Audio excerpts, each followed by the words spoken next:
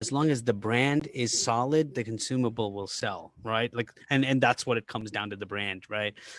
Because there are, four massive companies, manufacturers make 90% of all the cosmetics in the world, right? It's just different brands, different conglomerate, but it's just managed by four.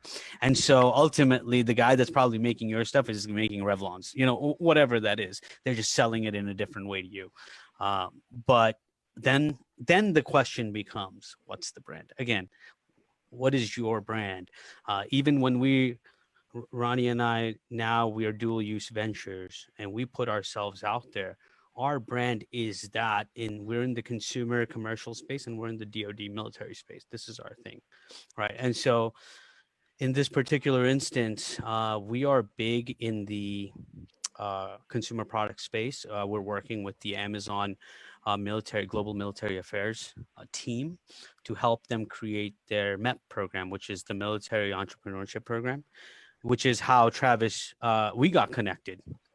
And now, can you tell us a little bit about what what things have happened since you connected with us, and where is this kind of taking you in your journey towards launching a consumer product on Amazon?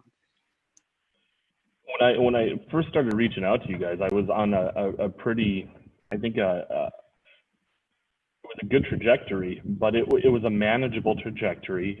It was where I'm bootstrapping my way up and just reinvesting and things like that. And the introduction to this Amazon situation just kind of disrupted all of that.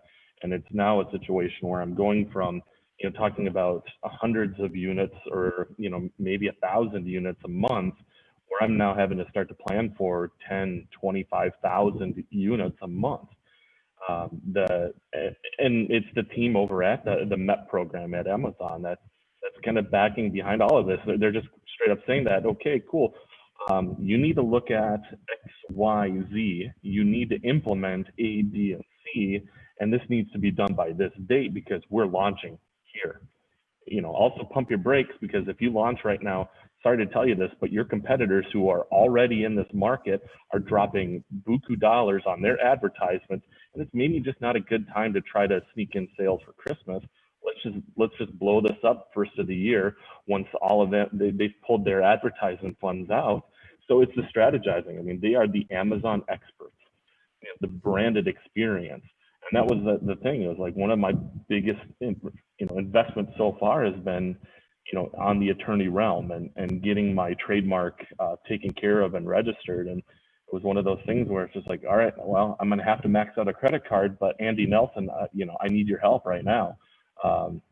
And we got it done. And, just got the letter from the PTO just a couple days ago. So the guidance there has been phenomenal because, again,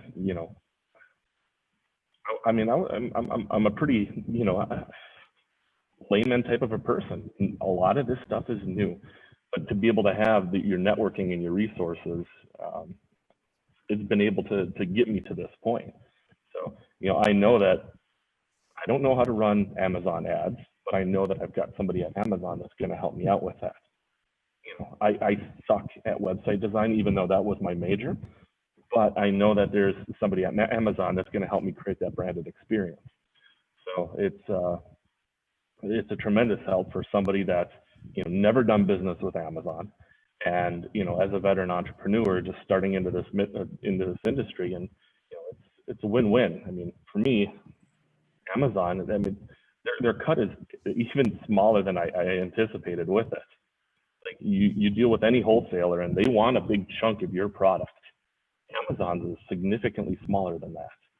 So like when we were started to talk about numbers, and he's like, well, this is what we're going to ask for. I'm like, okay, you can have it. It's I've already anticipated for a lot bigger than that. That's amazing, man. That's Yeah. amazing to hear.